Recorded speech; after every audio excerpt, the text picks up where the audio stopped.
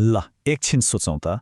हामी हरेक दिन बत्ती बाल्छौँ, टिभी हेर्छौँ, मोबाइल चार्ज गर्छौँ, तर यी सबैमा लाग्ने बिजुलीको भाव कसले तोक्छ होला?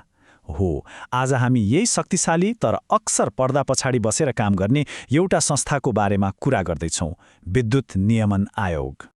सोच्नुस् त, खोलाको गर्जनबाट सुरु भएर हाम्रो घरको एउटा सानो स्विचसम्म आइपुग्ने बिजुलीको यात्रा कति जटिल होला।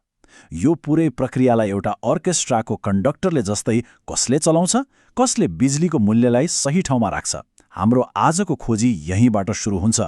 हो, ऊर्जाको यो विशाल खेलमा सबै कुरा ठिकठाक छ भनेर हेर्न एउटा निष्पक्ष रेफ्री त चाहियो नि, होइन र? हो, त्यही भूमिकामा मैदानमा उत्रिन्छ विद्युत नियमन आयोग। तर प्रश्न उठ्छ, आखिर यो रेफ्री चाहियो नि किन त?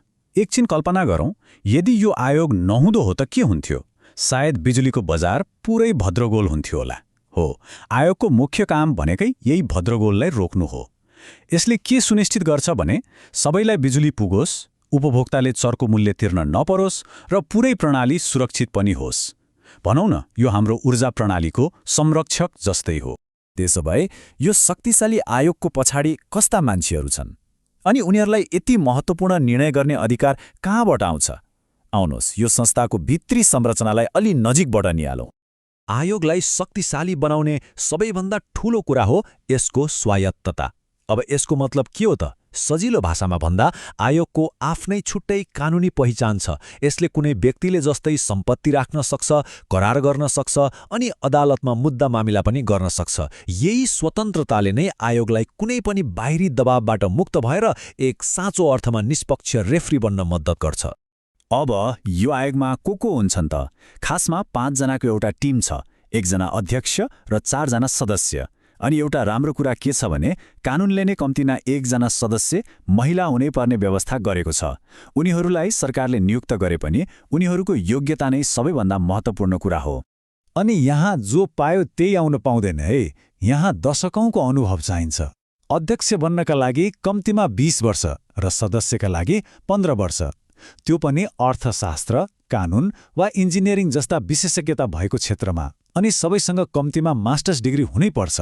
यसले के पक्का गर्छ भने हाम्रो ऊर्जाको भविष्यबारे निर्णय लिने मान्छेहरू साँच्चै नै योग्य र अनुभवी छन्।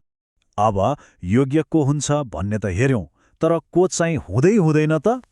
यो रेफ्रीलाई निष्पक्ष राख्न नियम एकदमै कडा छ।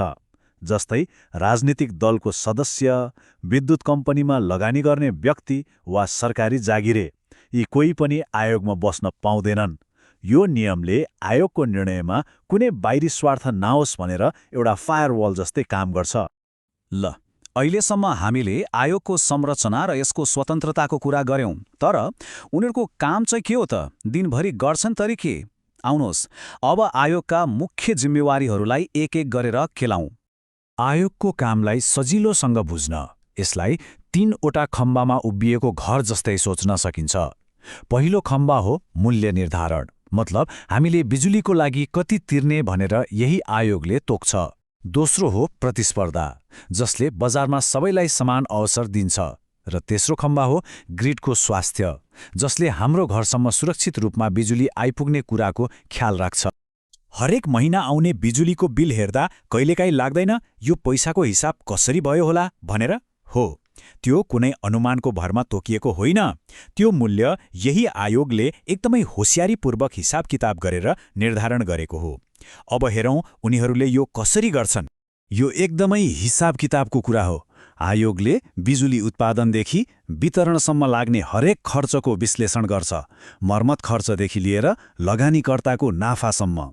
यही गहिरो विश्लेषणको आधारमा उनीहरूले एउटा न्यायोचित महसुल दर तय गर्छन् र त्यसलाई सार्वजनिक रूपमा घोषणा गर्छन्।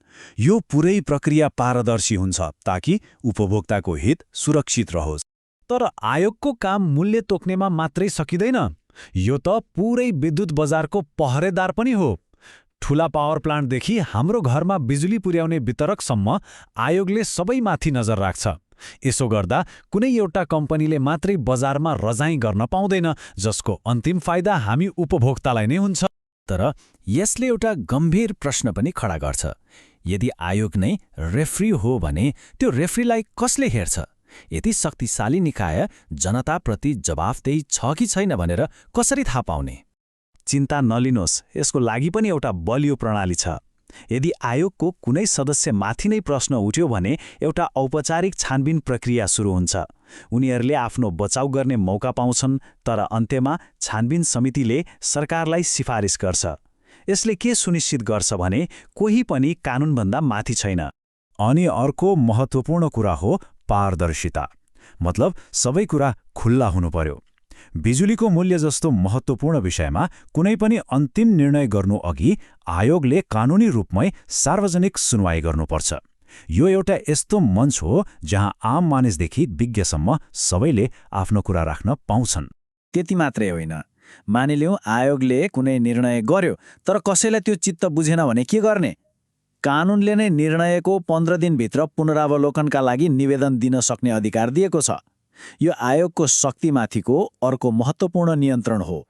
ल, यति धेरै नियम कानुन र संरचनाको कुरा गरियो, तर यी सबैको मतलब के त? यसले हाम्रो जीवनमा केही फरक पारेको छ कि छैन? अब सिद्धान्तबाट वास्तविकतातिर लागौं र आयोगले पारेका केही ठोस प्रभावहरू हेरौं। उदाहरणको लागि आर्थिक वर्ष 2076-77 हेरौं। आयोगले एउटा ठूलो निर्णय लियो। औसत बिजुलीको महसुललाई 9%ले घटाइदियो। यो निर्णयले देशैभरिका लाखौं घर परिवारको मासिक खर्चमा प्रत्यक्ष र सकारात्मक असर पारेको थियो। अनि अर्को एउटा महत्त्वपूर्ण काम, 2078 सालदेखि कम आय भएका घर परिवारका लागि महिनाको 20 युनिटसम्म बिजुली सित्तैमा। यो सबैभन्दा बढी आवश्यकतामा परेकाहरूलाई प्रत्यक्ष राहत दिने एउटा निकै राम्रो नीति हो। तर कुरा हाम्रो बिलको मात्रै होइन है। आयोगले पुरै ऊर्जा क्षेत्रलाई नै बलियो बनाउन पनि काम गरिरहेको छ। जस्तै समस्यामा परेका जलविद्युत आयोजनाहरूलाई सस्तो ब्याजमा ऋण दिनेदेखि लिएर साना आयोजनाहरूलाई अनावश्यक झन्झटबाट मुक्त गर्नेसम्म यसले नेपालको ऊर्जा उद्योगको विकासलाई मलजल गरिरहेको छ। यी सबै कुराले हामीलाई भविष्यतर्फ सोच्न बाध्य बनाउँछ। यति महत्त्वपूर्ण भूमिकामा रहेको यो आयोगले अब आउने दिनमा नेपालको ऊर्जा भविष्यलाई कुन दिशामा लैजाला त? यो अबको सबैभन्दा ठूलो प्रश्न हो। त्यसैले अन्त्यमा के भन्न सकिन्छ भने विद्युत नियमन आयोग नियम बनाउने एउटा निकाय मात्र होइन, यो त नेपालको ऊर्जा भविष्यको शिल्पकार हो। यसले राष्ट्रको अपार जलविद्युत क्षमताको ताला खोल्ने र एउटा उज्जवल तथा ऊर्जा सुरक्षित भोलिको लागि बाटो बनाउने साँचो बोकेको छ।